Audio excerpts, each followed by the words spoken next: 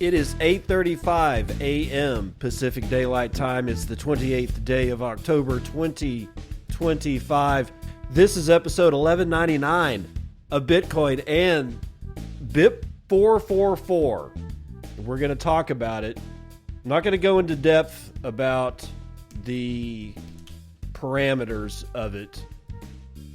I'm going to touch a little bit more on the social side of it because we've been here before.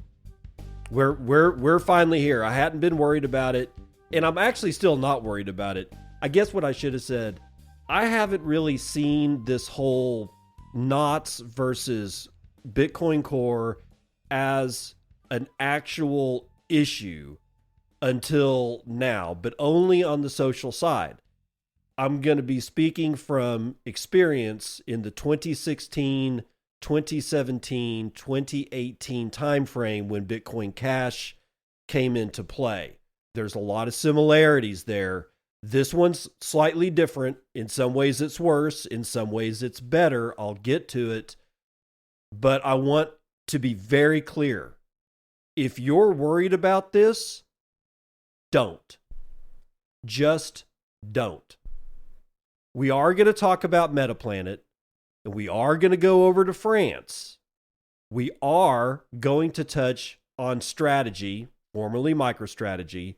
And then that's when we get into the BIP 444 issue. But I wanted to speak on that like right out of the gate because this is important. I'm not worried about it, but it is important because it's going to inform us how we move forward. Because I can guarantee you when this mess is cleared up, and it will get cleared up one way or another, it's going to happen again and again and again. It is a social attack vector that is ever present in Bitcoin. What's that surface area? Human beings. It's not Bitcoin itself. It's the human factor. And humans are always fallible. We are always blinded by our own immense levels of bullshit. But that's the attack vector right there. Then, in the second half of the show, Human Rights Foundation, baby, game on. And then Coinbase is in the news as well as the Trump Media Group. And I will have some parting words about Elon Musk and his new launch. But first, we're just going to do Metaplanet. And this is important because this is sort of like watching an experiment unfold into its next phase. The first phase was, hey, let's buy Bitcoin, put it on our balance sheet, and everything's going to be fine. Unless not. And Metaplanet seems to be the first people that have broken to the downside.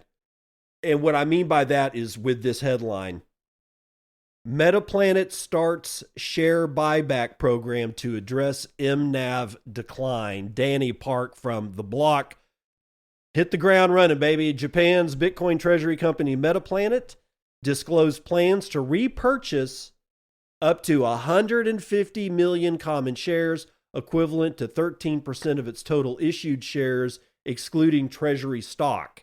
The company said the repurchase program seeks to improve the capital efficiency and, moreover, its declining market to net asset value, or MNAV, which measures the value of the enterprise itself compared to the value of its Bitcoin holdings. Quote, we recognize that due to rising market volatility and a decline in MNAV, our stock price currently does not adequately reflect our intrinsic economic value, Metaplanet said. While its stock is in fact up 43.4% year to date, its current price of 499 yen, Japanese yen, is 73% lower than the peak closing price of 1,895 yen recorded June 16th, according to Yahoo Finance. Metaplanet's MNAV reached a high of 10 1/3 times, or X, if you will, on February the 13th. It currently stands at a mere 1.03x, recovering from a low of 0.88 on October the 17th. Quote, in light of the situation, the company has established a share repurchase program as part of its disciplined capital allocation policy, particularly effective when MNAV falls below 1.0 is what they say this program is geared to be.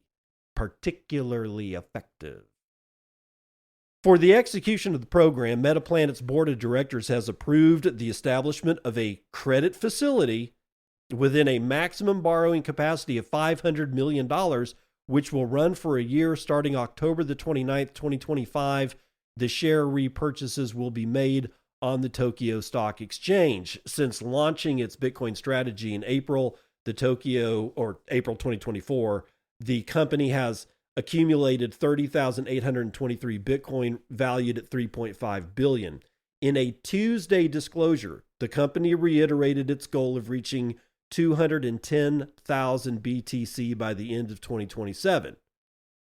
All right, so then they go into market and to net asset value as a general definition. We don't need it. We know what it is. They're valuing the company based solely on the Bitcoin holdings, not cash that they have, not revenue that they can generate, not payroll, not anything else, not even their debt structures, just the Bitcoin. That's what MNAV is.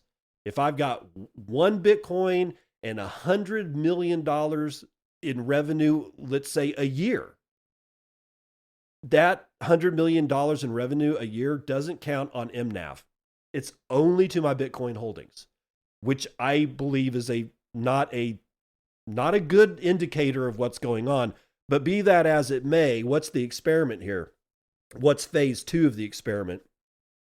Buying back their stock. Will it work? Is there a way that they can adjust their MNAV not solely by buying Bitcoin and depending on Bitcoin's price, but to somehow squelch the volatility of their stock price by either selling shares of their stock into the public pool or buying that stock back from the public pool? Is there a way that they can put a squelch mechanism on the volatility of their stock price relative to the volatility of the Bitcoin price? That's phase 2.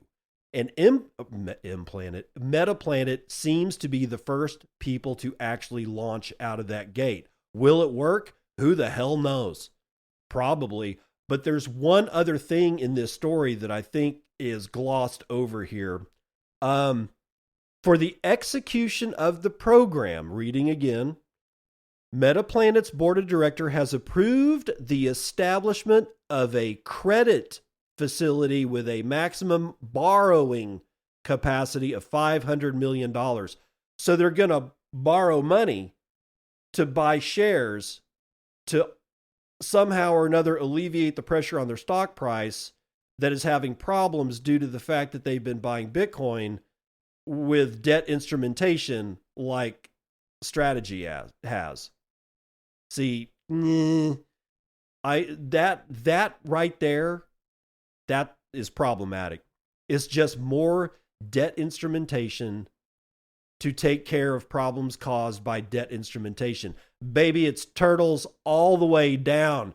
Let's run to France, however, where these dudes want some Bitcoin of their own, or at least some of them do, because there is a proposed law for a French National Reserve of 420,000 Bitcoin. 420, baby. I have a feeling automatically, it's not that this bill is tongue-in-cheek, but I don't think it's going to pass. I think it's going to be viewed as a little bit more meme-tastic because of the number 420, but hey, it is what it is. From Atlas 21, according to the Big Whale, a legislative proposal focused on Bitcoin and other digital assets is set to be introduced in the French Parliament.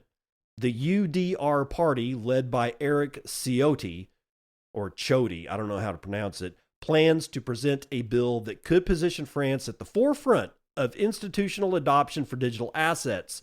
The core of the proposal centers on the creation of a national Bitcoin reserve with the stated goal of accumulating 420,000 Bitcoin, equivalent to 2% of the total circulating supply. To manage the initiative, the bill calls for the establishment of a dedicated public administrative entity. Let's have a blue ribbon council. We're putting together a blue ribbon council, y'all, responsible for building the reserve gradually over 7 to 8 years. The strategy is presented as a means of diversifying France's national currency reserves. The financial plan envisions direct Bitcoin purchases through government savings programs with an estimated 15 million euro per day allocated for, 15 million euros per day for Bitcoin acquisitions, which is roughly 55,000 Bitcoin per year. And part of the proposal involves acquiring Bitcoin through public mining operations. Two-pronged approach, eh? The plan aims to capitalize on the country's excess nuclear and hydroelectric power, offering a favorable tax regime for miners. And this strategy would allow France to organically accumulate BTC. In parallel, the bill identifies a second source of Bitcoin supply: coins seized during judicial proceedings. France has already confiscated cryptocurrencies in operations targeting dark web markets, such as the now defunct DFAS platform. Beyond Bitcoin, the bill promotes the use of euro-denominated stablecoin as a regulated practical alternative to debt or debit card payments. It sets a 200 euro tax-free transaction limit and allows tax payments in Bitcoin and stablecoin.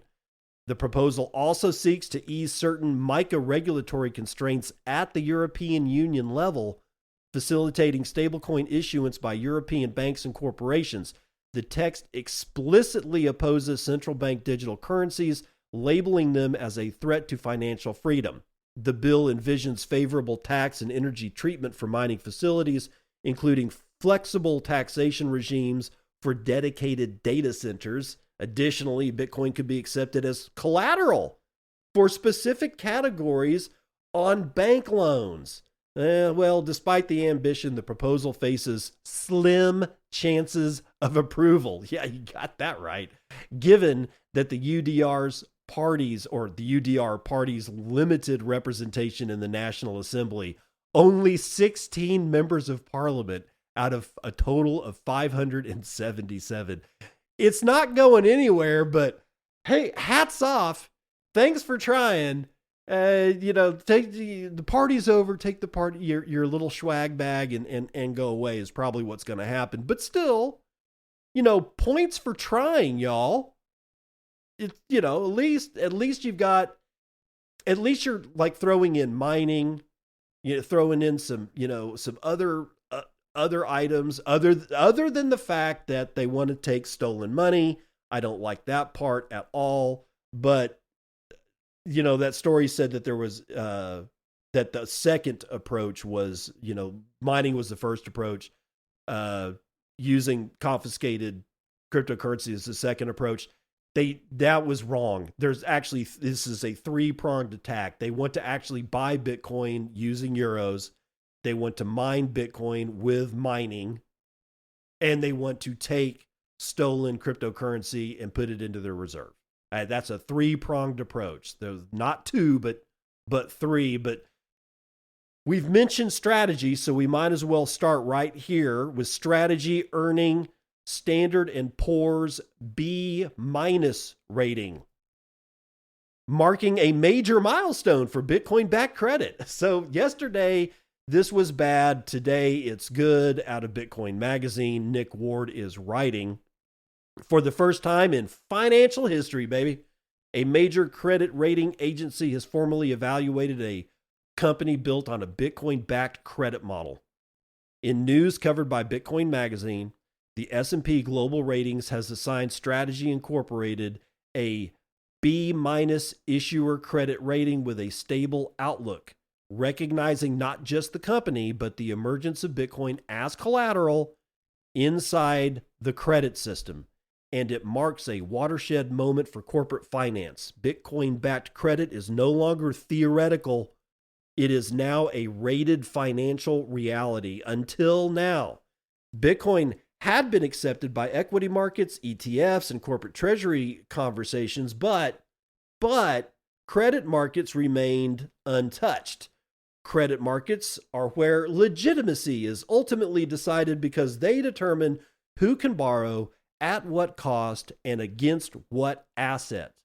By Rating Strategy Incorporated, S&P has implicitly acknowledged the following. 1, Bitcoin can underpin structured debt and preferred equity. 2, a Bitcoin-backed credit strategy can be modeled, rated, and priced using traditional frameworks. 3, Bitcoin is shifting from speculative asset to recognized collateral within corporate capital structure. This is not a marketing milestone. It's more structural than that. Bitcoin has entered the language of risk-adjusted return, yields, and covenants. The rating is a speculative grade, but the stable outlook, the stable outlook label is critical. It signals S&P's belief that strategy can continue to service obligations and access capital markets without selling its Bitcoin reserves, a foundational principle of Bitcoin-backed credit. S&P's analysis mentions several possible weaknesses: high concentration of assets in Bitcoin, low US dollar liquidity and negative risk-adjusted capital under S&P's methodology, currency mismatch like long Bitcoin, short US dollar debt obligations, and limited operating cash flow outside software revenue. However, they also credited strategy with unique structural strength. No near-term debt maturities before the year 2027 through 2028, proven access to capital markets in both equity and debt, a capital stack purpose-built to accumulate Bitcoin without diluting shareholders. Dude, I'm pausing to say they've diluted shareholders. Okay, I don't know where the hell they're getting that one over here at Bitcoin Magazine. Yes, they have a stack that's built to accumulate Bitcoin without diluting shareholders, but they still do. All right, so let's not. I was about to say something really nasty. I won't. Let's not pat ourselves on the back, or rather break our own arms patting ourselves on the back, because that shit just ain't true. Finally, they credited strategy with active liability management via convertible debt and preferred stock instrumentation. Strategy Incorporated met the S&P 500 inclusion criteria in profitability and market capitalization, but was passed over in 2024, widely believed to be due to its Bitcoin-heavy balance sheet, and that decision now appears less defensible. With a formal credit rating, the company shifts from unrated anomaly to rated issuer. For institutional capital, that distinction matters. Index committees can now reference a risk rating. Treasury teams and insurers can benchmark exposure to Bitcoin-backed credit against traditional corporate debt, and this increases, although not guarantees, the probability of future index inclusion in passive capital flows. Bitcoin entering equity indices begins with Bitcoin entering the credit models behind them. This rating does more than validate strategy. It validates the architecture of Bitcoin-backed credit as the superior evolution of corporate treasury management. Phase 1 was equity-funded Bitcoin accumulation, high growth, but shareholder dilution. Phase 2 introduced convertible debt and preferred equity, allowing companies to acquire Bitcoin through capital markets rather than operating earnings. And Phase 3, which is now underway, is a fully institutional recognition of Bitcoin-backed credit, rated, benchmarked, and capable of scaling. Now, they can use capital markets to borrow in fiat. They can use proceeds to acquire Bitcoin. They can service liabilities without selling reserves. They can increase Bitcoin per share over time without issuing new common stock. Pausing again to say they can, but they don't. We'll see if they continue to actually print more common stock shares time will tell. The rating does not compel companies to adopt Bitcoin, but it does remove the claim that Bitcoin cannot be integrated into traditional credit systems. Because now, and from now on, Bitcoin can be factored into risk-weighted capital models and treasury policies. Credit and liquidity committees are going to have to understand how Bitcoin-backed credits affect financing costs, refinancing risk, and balance sheet leverage.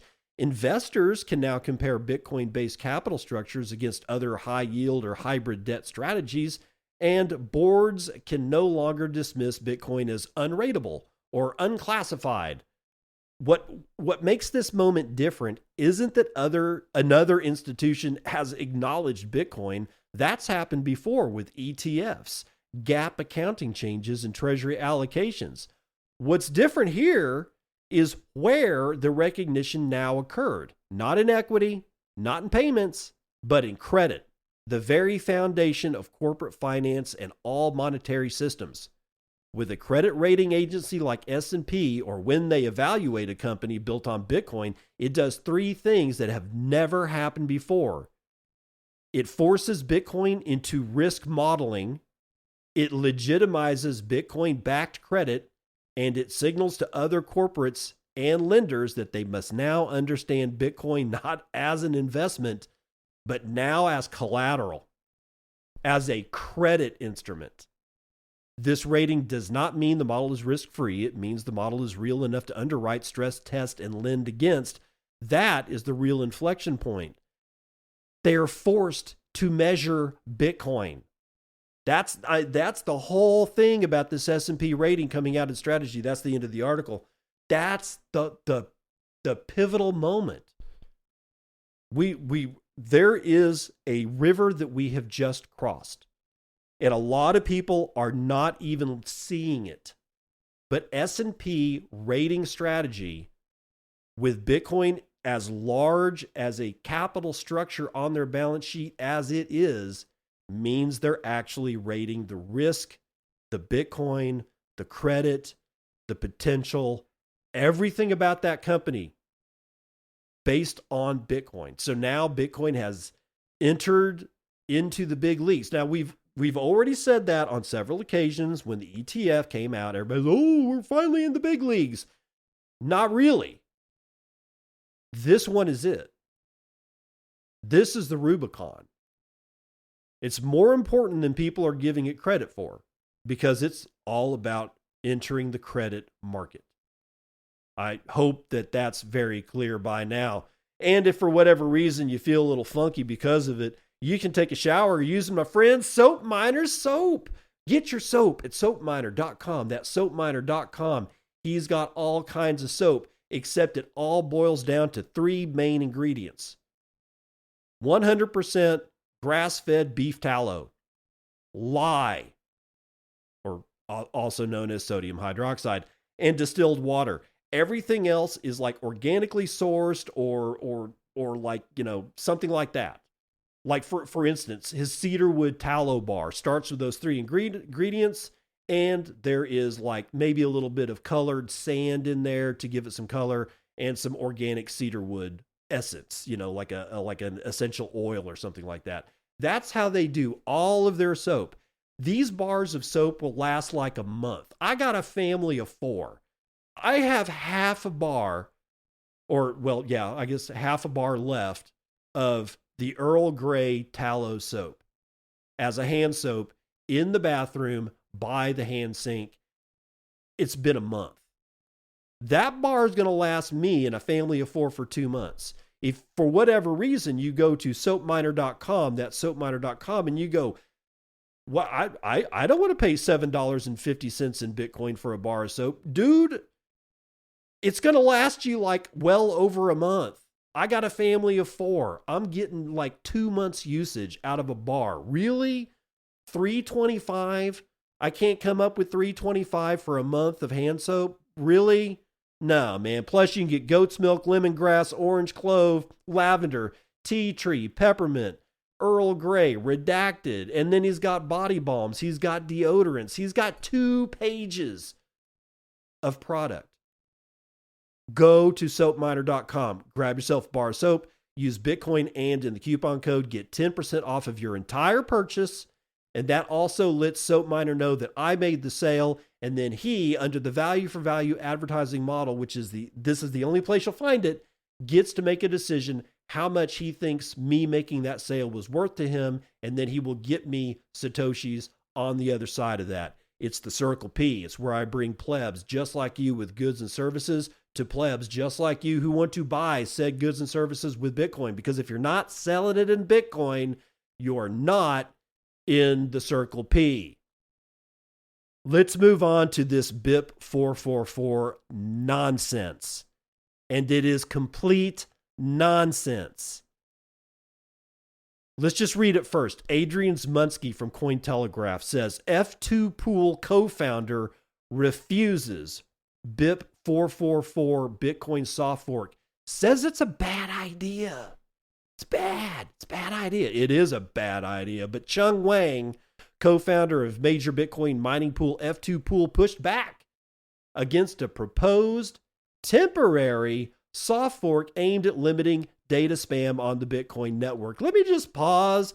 Yes, I talked about this yesterday. I am going to end up talking about this again, right? Because this is an unfolding situation, and the best way to be armed against sheer, utter walls of bullshit is to be armed with a rain slicker so that the bullshit just falls right off of you. And when you're done and on the other side, you can strip off the rain slicker and all your clothes are nice and clean. I'm telling you, man, not feeding the fire. I'm giving you what you need to know because I've been here before and it was ugly. I didn't think it would get to this point this time. I was wrong. I can admit it. It's ugly, but I know one thing for sure. It'll be fine. It will be fine. Continuing, Wang wrote in a Monday X post that BIP 444 is a bad idea. He added that he and presumably F2 Pool are not going to soft fork anything, whether it's temporary or not. He said, feel sad that some devs are moving further and further in the wrong direction, end quote.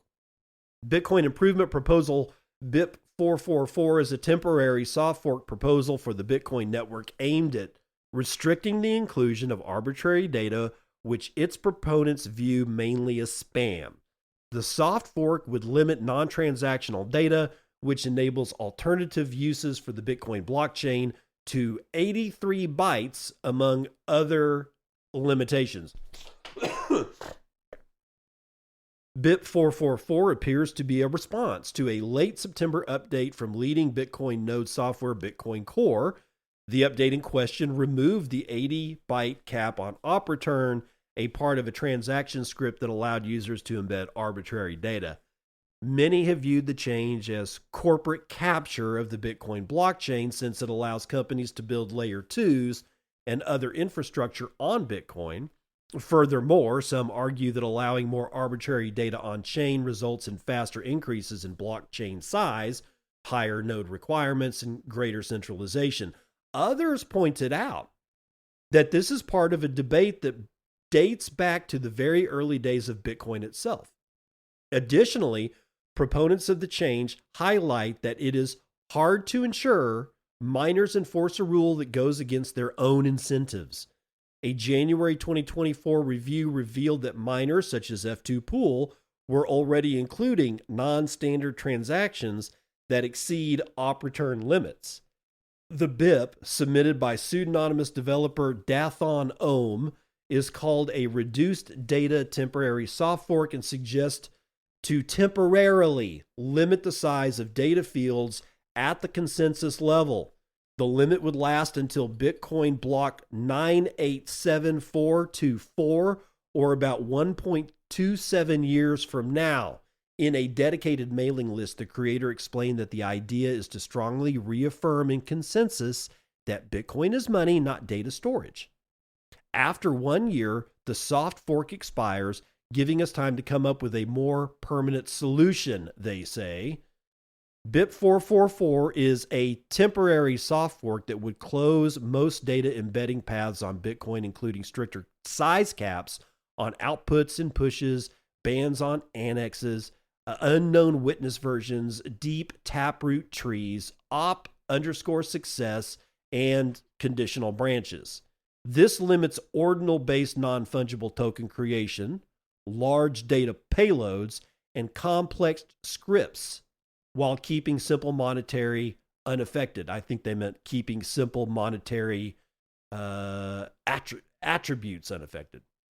The BIP text argues that with modern data compression, it is possible to embed objectionable images, often illegal to even possess, in as few as 300 to 400 bytes. This would allow a malicious actor to mine a single transaction with illegal or universally abhorrent content and credibly claim that Bitcoin itself is a system for distribution. Jesus. Bitcoin developer and cypherpunk Peter Todd, on the other hand, stated that the approach is also ineffective in achieving its intended goal. Todd demonstrated this by embedding the entire BIP444 text in a Bitcoin transaction that would be compliant with the soft fork. Still, the proponent of the change highlighted that sending it cost over $100 in fees and argued that if embedding illegal data is made harder, it would not make sense to hold node operators legally responsible. They explained, quote, "If Bitcoin provides an officially supported method of storing arbitrary data, node operators could conceivably be held responsible for possession and distribution," end quote. Still, some view the distinction as arbitrary and unrealistic. One ex-user demonstrated the idea by sharing two different commands that would gather data from an image stored on the Bitcoin network, highlighting how scarce the differences are in practice. And they actually put in the tweet, but honestly, unless you want me to repeat gibberish like XXD-R-PS/TMP. If you want me to do that, I'll read it, but I don't think you want me to do that. Let me do this next one first, and then I want to have a discussion about this. With the drama, by the way, this is out of Nostr, and this is from Waxwing. Waxwing states, with the drama of BIP444, I've seen a lot of people confused about the nature of soft fork versus hard fork, and this might help. Back in the block size war, we had a lot of similar confusion, mostly because it isn't really very clear cut. Some people talked about evil soft forks to try to get rid of the simplistic notion that soft forks are much better and hard forks are much worse, which tends to persist. The problem is that whether a fork is contentious or not is much more important than whether it fits the soft or hard technical definitions. When a fork is not contentious, then the soft versus hard distinction really matters a lot, because passive network participants, imagine a piece of hardware that will never get updated to a new Bitcoin version in the extreme, will be fine with the first and not the second. When a fork is contentious and miners, following economic incentives, end up choosing different rule sets to support different Bitcoin users, then the chain genuinely forks into two completely separate histories. The fact that one rule set is more restrictive than the other is part of the story, but doesn't change the fundamental point that we have a chain split. This, of course, did actually happen meaningfully with Bitcoin Cash in 2017. The term evil soft fork was some people trying to shake others of the misconception that if a fork is soft, it's not coercive and not forcing action on anyone. That's definitely not true if the fork is contentious. Okay, so with all that said, the first thing that I want to hit is they keep saying the word, and when I say they, I mean the people that are trying to push through BIP444. They keep saying it's temporary. Where in monetary history the kind of monetary history that forced the emergence of Bitcoin's existence itself. Where we heard that? What was said? What was temporary? It's only temporary. Well, the correct answer is every temporary United States government anything. And a lot of other governments too, but let's stay in the US because that's where I'm based. 2, specifically 1971 and Nixon were temporarily closing the gold window. That thing never opened back up, did it? No, it didn't, in case you're wondering. It was temporary, but more permanent. So yes, but no. Sort of that the pirate meme there. Right there is your very first red flag of BIP 444. It is not temporary. Oh, David, so you called Peter Todd and Luke Dasher and all those people, and yet, no, I didn't. I don't need to. Not on this one. I know where this goes. I've seen this song. I've seen the play. I've seen the movie. Been there and done it. There is no way this shit is temporary. And even if it was, they're just going to introduce in that 1.27 year timeline that they're talking about that is, quote, temporary. They'll come up with something either worse or something just as harebrained. It doesn't matter. But here's the other red flag, and I talked about this yesterday. The notion that this is all about child sexual abuse material, CSAM. Nothing else. No, just CSAM. That is the only thing they keep talking about. And I could be funny about it and say, do you got a problem over there with, you seem to be talking about it a lot. Methinks thou doth protest too much, Lady Macbeth. I could go that way, but I'm not. Because I honestly, I first of all, I don't care, but my gut feeling is, no, they don't really have a problem. They're not doing the whole Lady Macbeth thing. The problem is they know that is a fundamental fear. And like I said yesterday, the fact that they are using fear-based rhetoric to push a change is your second, but even larger red flag than the use of the word temporary.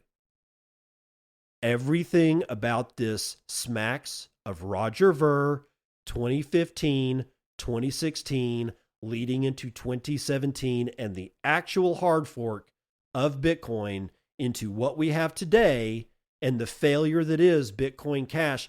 This will be no different. What surprises me, actually, it shouldn't surprise me, because back then in 2017 and 2016, given what I knew, and I was a freshman. I was September of 2015 was when I fell down the rabbit hole completely, fully, solely, never to return. I was definitely a freshman / sophomore in this world back then. And from what I had already known about Roger Ver, I was stupefied that he was pushing for this fork, this Bitcoin Cash fork. He wasn't calling it Bitcoin Cash at the time, but it became that, like, very soon, like a few weeks right up to the push, and then the actual fork, and then right after. And by that time, the brand Bitcoin Cash had stuck. It's still an utter failure. I mean, he lost a lot of money on that deal, but I was surprised because he was such a solid proponent of Bitcoin up to that time. And we're seeing the exact same thing with Luke Dasher. What's scary is that Luke Dasher is firmly under the sheets with Ocean, which is Jack Dorsey's deal. I'm not going to get conspiratorial. I promise you, not putting on the tinfoil hat. At this point, I am kind of Charlie at the pin board with a bunch of ribbons, but these are connections that are undeniable. It is not deniable that Ocean and Luke Dasher are very close together. Ocean is one of Luke's deals, but Jack Dorsey is part of that whole deal. Square is part of that whole deal. And the fact that Jack Dorsey hasn't said anything is a little bit concerning.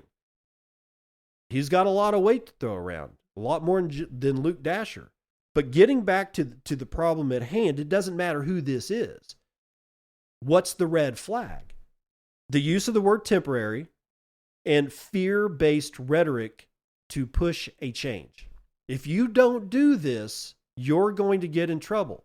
There will be CSAM on your hard drive, on your node, and you're going to get arrested for it. Why isn't it anything else?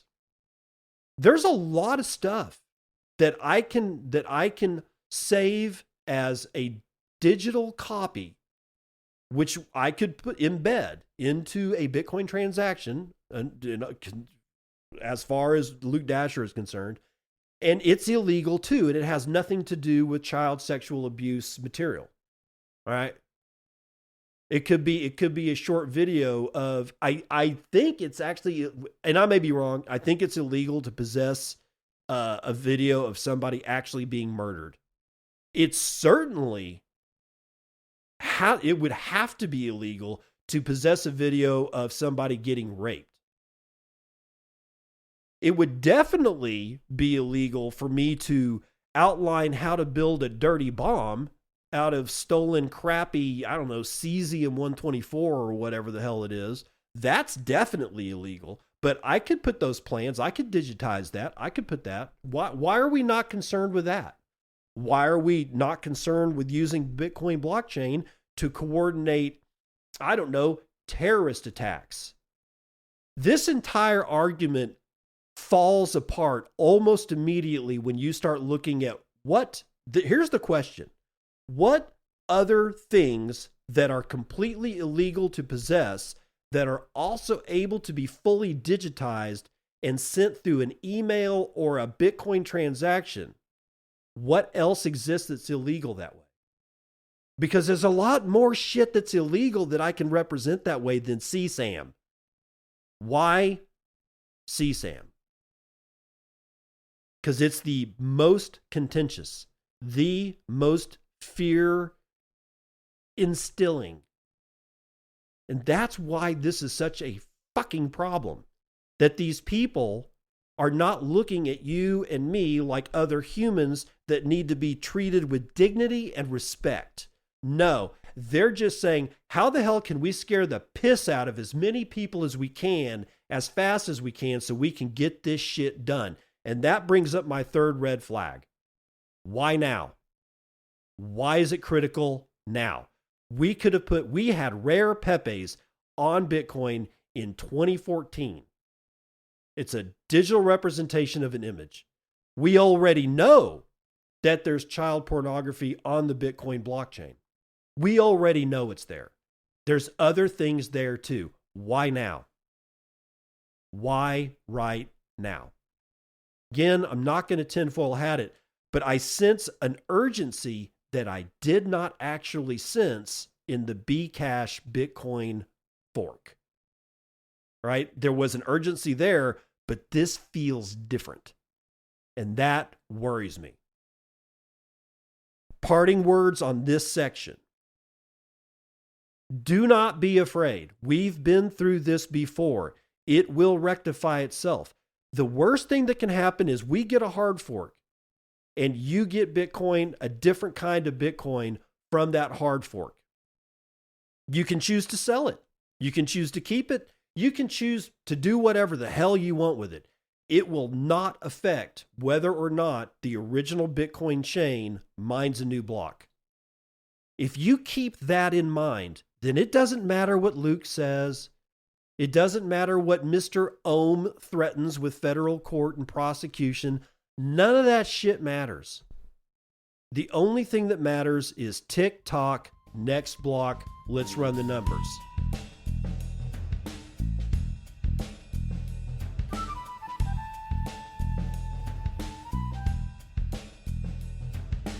CNBC futures and commodities and energy is in the hole. So it makes me wonder what the hell Orange Man said this morning. Brent North Sea down 2 points to 64.28 a barrel. West Texas Intermediate down 2.1 to $60.02. Natural gas is down 2.6%.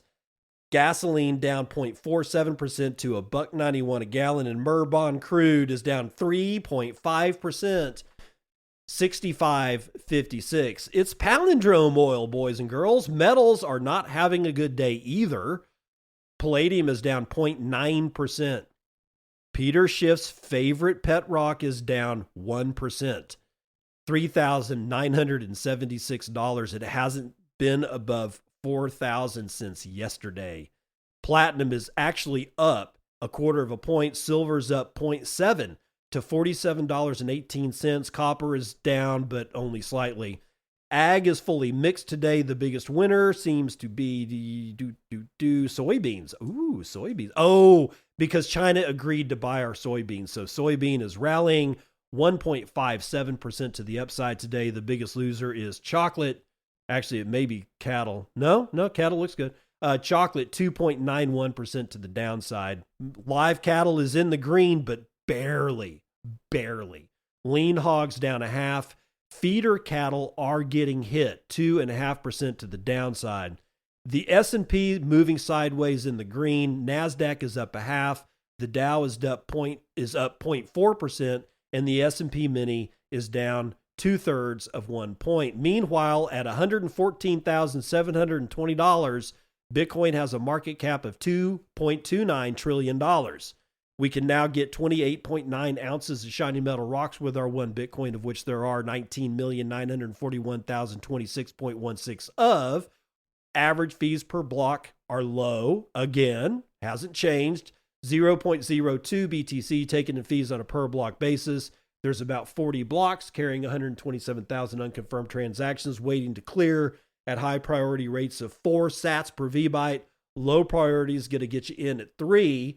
And hash rate remains the same as yesterday, 1.13 zettahashes per second. That's all the security I could need and more. From Fear Chain, which was yesterday's episode of Bitcoin, and Rev.Hodl says, not only do I maximize hodling, nodding, and mining, I also 40 HPW, fuck fiat, run Bitcoin, earn Bitcoin, mine Bitcoin, spend Bitcoin with Bitcoiners, and listen to at least 40 hours of Bitcoin podcast per week. This amazing discovery was made by @bugle_news. And then there's a whole list. Oh my God, it's this massive list of podcasts. Holy shit. I should do my brethren justice. There's Bitcoin and at the top of the list. Pod 256, Bitcoin and again. What Bitcoin Did, Two Angry Cunts, Sound Coffee, Bitcoin and, Ungovernable Misfits, Rabbit Hole Recap, Pleb Chain Radio, What is Money, Ungovernable Misfits, Stephen Livera, Bugle Weekly, SlackerNews Live, Telepathy Tapes, Survival Podcast, Bitcoin Audible, Survival Podcast again, Bitcoin and again. It just goes on and on and on and on and on. That's a lot of podcasts to listen to. Jay with 1650 says, the last name Gee, first name Great made me laugh. The name's Gee. Great Gee. Psyduck with 758 says, Psyduck. Nick Dose with 101 says, cheers. Joey D or Joey DD with 5,000, dude, says nothing. He says nothing and gives me 5,000 sats. That's like $5, bro. Actually, it's more like 6. Thank you, Joey. I appreciate that. Psyduck with another 757 says, Psyduck. And if you want to hear your Boostagram read live here on the Bitcoin and podcast, then you need to boost me. Donate to the show. Make me feel like what I'm doing has some value. That's the weather report.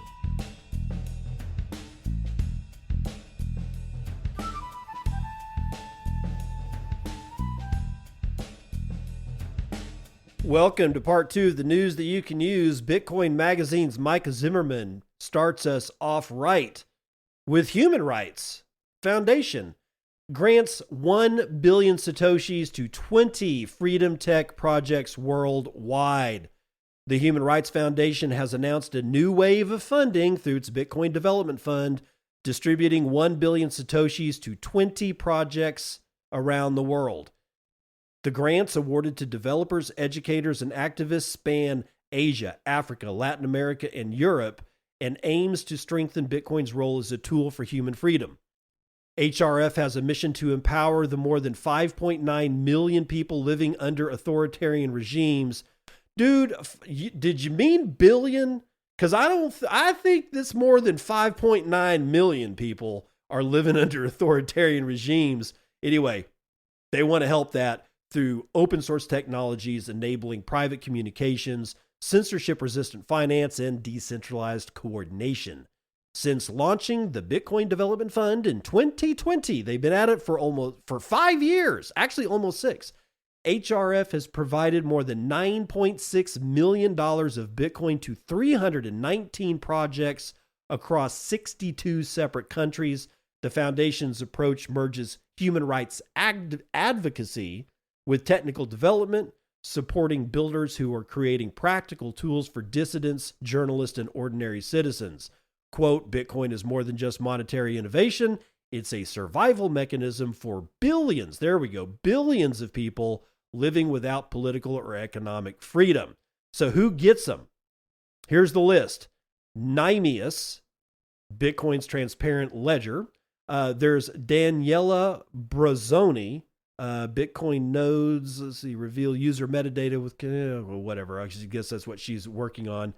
Build on Bitcoin Builders Residency has been funded. The 2140 Foundation was funded. Cashew for Community Sovereignty. Bartaya, BHARTIYA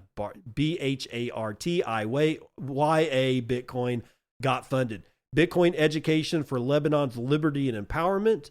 Bitcoin Arusha.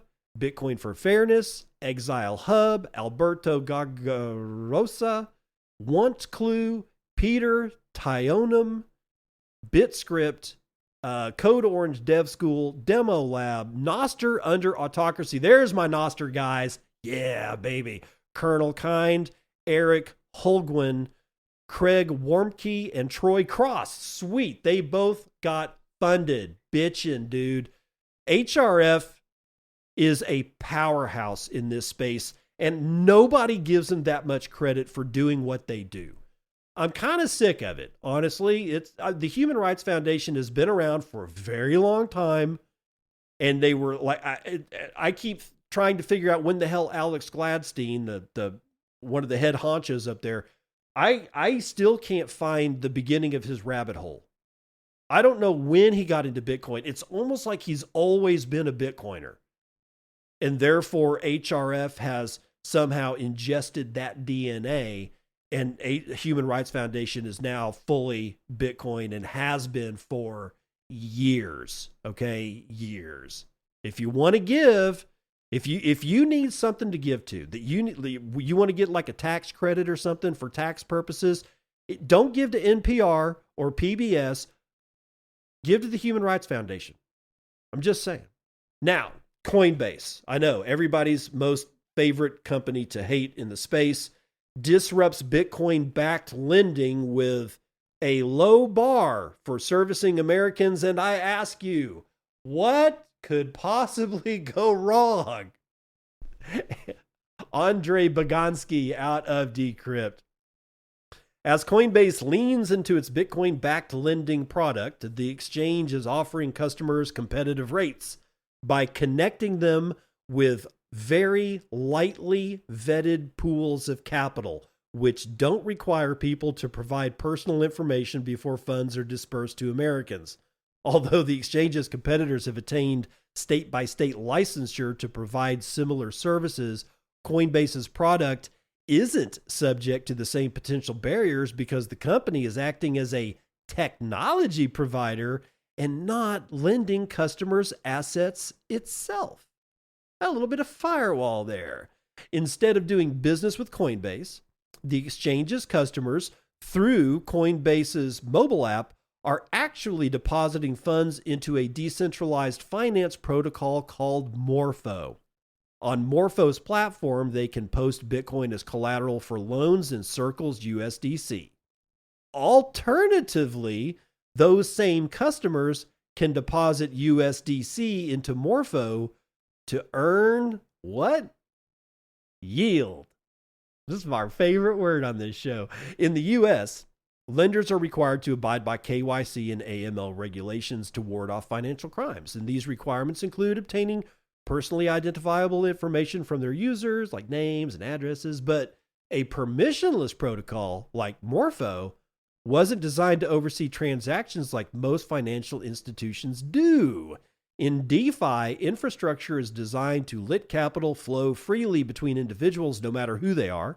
Multiple industry observers told Decrypt that dynamic likely makes Coinbase's product more lucrative, but it also raises compliance concerns. That is, Coinbase's customers are subject to a primary defense against money laundering and terrorist financing, while their lenders face a much lower bar. That includes entities depositing USDC into vaults on Morpho, which are managed by a firm called Steakhouse. You know where steak comes from? A slaughterhouse. I'm just saying, man, the flags are flying all over here, man. Those depositing USDC into Steakhouse's vaults on Morpho, for example, represent and warrant that they are at least 18 years old just by using the company's services according to Steakhouse documentation. And those users also indicate that they aren't on, quote, any sanctions or restricted persons lists covering countries like, North Korea, Russia, Iran. Steakhouse says the users must not use their vaults if they do not meet those requirements.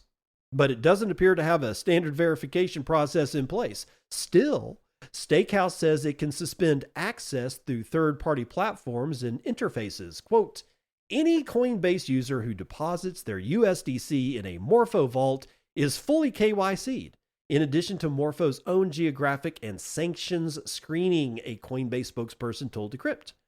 Quote, pair that with Circle's ability to blacklist any address deemed illicit, and there are several factors at play to make this architecture unsuitable for bad actors.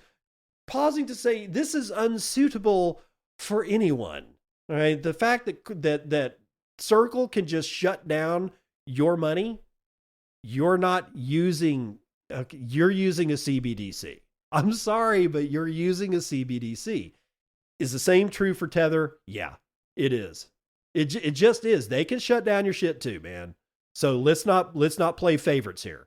They both suck, especially in that regard. Anyway, Morpho Association, which is a French nonprofit entity, can restrict access to, quote, some components of the protocol at their discretion, according to Morpho.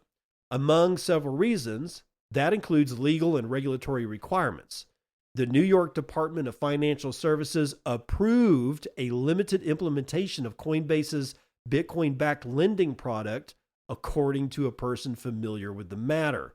Well, Coinbase's Bitcoin-backed lending product surpassed $1 billion in originations just this month. And as its customers make down payments on homes or purchase big-ticket items like cars, the exchange plans on raising loan limits to $5 million, which used to be $1 million, soon. TM. A few weeks ago, Coinbase became the latest company in the crypto sphere. Oh, crypto sphere. I love it. To apply to the Office of the Comptroller of the Currency for a national trust charter. Unlike a traditional banking charter, a national trust charter does not allow institutions to make loans. Yada, yada, yada, yada, yada. It goes on to talk about the product. You don't want to have anything to do with this shit. And it's not because I'm gunning for the fact that you need to AM or KYC AML yourself. That's not what I'm getting at. What I'm getting at is that there's too much structural noise here. You don't know who the hell's, depositing this USDC that is actually going to make the other end of a loan that you make. You don't know, right? And that's okay. That part I don't mind. The part I do mind is, like, let's say that the Southern District of New York gets, their panties all in a twist and decides to get up all in the business of Coinbase and shut those loans down. When you're in the middle, you've got a loan. you've used that loan to buy a house. Your family now lives in the house, and you used another loan to buy a car. Your family now uses the car to get the kids to school, go to work, and do all the things that most people do. And then all of a sudden, here comes Southern District of New York, and they go to Coinbase and they say, you got to shut it all down. What the hell happens? See, this is the kind of bullshit that happened with BlockFi. It was only different, during the 2022 debacle of FTX and all that. But still, everybody was like, oh, no, I'm just going to do all this and do all that. And then all of a sudden, BlockFi just poof, goes away. What the hell happens? There's too much. It's not that I'm, again, not calling for KYC AML, but there's too much noise on the people that are depositing their USDC. Who are they? Where are they from? Is it possible that one of these people is doing nefarious shit? Like, I don't know, dealing in child sexual abuse material, and the SDNY gets their wind of it and decides to just shut the whole thing down. See, that's what I mean. Again, not calling for KYC AML, but I am saying that under the structure that we are all under, that lending base on the other side of the loan, being as lowly vetted as it is going to invite destruction. Do not use this Coinbase product. It's going to end poorly, if not terribly. Please reconsider if you want to do that. All right. So Trump is in the news again. Trump Media taps crypto.com to launch prediction markets on his very own Truth Social. Trump Media and Technology Group, the parent company behind President Donald Trump's social platform, Truth Social, plans to roll out prediction markets directly inside the app through a deal with Crypto.com's U.S. registered derivatives arm, the company announced on Tuesday. Oh my. Again, another what could possibly go wrong. The new feature, which is called Truth Predict, will let users place bets on the outcome of real-world events, including U.S. elections, Federal Reserve rate decisions, sports games, and commodity prices using a federally compliant exchange operated by Crypto.com's derivatives exchange, which is registered with the CFTC. This is all I need to say about this. Orange Man has lost his mind. He's pissing off his base of voters. He's made the farmers mad. He's made the cattle ranchers mad. He's made the Bitcoiners mad by not, delivering on the promise of the SBR. I'm not happy about that shit at all. I have made zero motions. I mean, for the first 2 months, it was all about it. Nope, not since. Haven't heard a word. Not a peep. Bo Hines left. And I can't remember the other dude's name. He left the administration to go work somewhere at BPI. It's I won't call them rats leaving a sinking ship, but they are definitely finding better pastures. Meanwhile, Orange Man's out there pissing people off by saying that ranchers are making too much money. He said that shit this morning. How many ranchers are going to vote for Trump? Or vote for Trump to have even more power in the midterm elections? That's the most important part. I think technically Trump can run for president again because it's 2 consecutive terms. I honestly don't think that that's going to happen. It doesn't matter. He's pissing everybody off. Then he's got the brass cojones to dive into cryptocurrency and start offering shit like Melania coin and Trump coin. And then he's got a Trump stable coin. And even me and Elizabeth Warren completely agree this is unethical because it is a huge conflict of interest. And now, Sportsbook on Truth Social.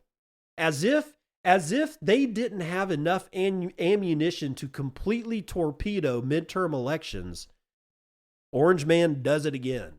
Congratulations, sir. You've doing a fine job up there. And there's nothing that I can do about it, so I'm just going to move on to Elon Musk, who launches Grokawikipedia, an encyclopedia where AI gets the last word. Cointelegraph Brian Quarmby is writing this one. Elon Musk has finally launched his AI-powered and truth-focused answer to Wikipedia on Monday, called Grokawikipedia, amid ongoing beefs with the incumbent platform over its editorial practices. In a series of posts on X on Monday following the launch, Musk stated that Grokawikipedia is fully open source, so anyone can use it for anything they want at zero cost. It's interesting. And that its goal is to truth, the whole truth, and nothing but the truth. Quote, "We will never be perfect, but we shall nonetheless strive toward that goal," end quote. That's Musk. One X user already noticed a difference between the articles about George Floyd, an African-American man who a Florida police officer killed during an arrest. The user noticed that the first paragraph of the Grokawikipedia article highlighted Floyd's extended criminal record, while the Wikipedia article emphasized that he was killed by a white police officer. The service had been pushed back a few days as Musk halted the launch to purge out the propaganda on Grokawikipedia. It reportedly crashed temporarily after launch before promptly coming back online, and at the time of writing, the site is fully functional and claims to host 885,000 plus articles. While details are still sparse on the specific processes behind Grokawikipedia at first glance, its AI integrations mark quite a different organizational structure from Wikipedia. In Grokawikipedia's case, X's Grok AI appears to take the lead in dictating and moderating content on the platform, while Wikipedia relies on a blend of editorial volunteers and automated tools. Musk explained on Monday that users will be able to add or request changes to content on Grokawikipedia, with the AI making the final decision. Quote, "Grok generated about 1 million articles using a lot of compute. You will be able to ask Grok to add, modify, delete articles, and it will either take the action or tell you it won't and why it won't," Musk wrote on X. Oh, that's gonna be fun. Seeing how Grok says, "Yeah, I'm not gonna do that, and here's why." I can't wait to read some of those, man. It's gonna be awesome. But Musk explained on Monday that users will be able to do that, and then went on to say, quote, Musk had criticized Wikipedia on multiple occasions, alleging that it was biased towards the left side of the politics and culture. Yeah, dude, we know that. That was clear years ago, pal. But notably, Musk's direct criticism is not mentioned in Grokawikipedia's article on Wikipedia itself. Quote, "Studies analyzing article language and tone reveal deviations from neutrality, with right-leaning political figures and topics more frequently depicted negatively compared to left-leaning counterparts, suggesting the policies do not fully mitigate ideological skews arising from editor demographics and source selection," the article on Wikipedia reads. Meanwhile, Wikipedia's article on Grokawikipedia cites concerns from the critics that Grokawikipedia has the potential to be slanted towards far-right perspectives of Elon Musk. Oh my God. Quote, "Critics have highlighted entries that promote far-right perspectives or favor Musk's viewpoints. NBC News noted that Grokawikipedia entry for Musk did not mention the hand gesture he made in January 2025, which many viewed as a Nazi salute." Oh, the Nazis, no! While Wikipedia's article does. The Wikipedia article about Grokawikipedia reads. I don't know why that last sentence is in there, but that is a terrible way to finish off the article. So Grokawikipedia is apparently live, and now we have media representations of left versus right at the pedia level, as if we needed that. Now, am I saying that Grokawikipedia shouldn't have been done? That's not what I'm getting at. I would have rather had it that Wikipedia hadn't just gone left. How hard is it to remain neutral? Is it really that difficult? to be able to hold two viewpoints in your mind and examine them for truth? Is that so difficult?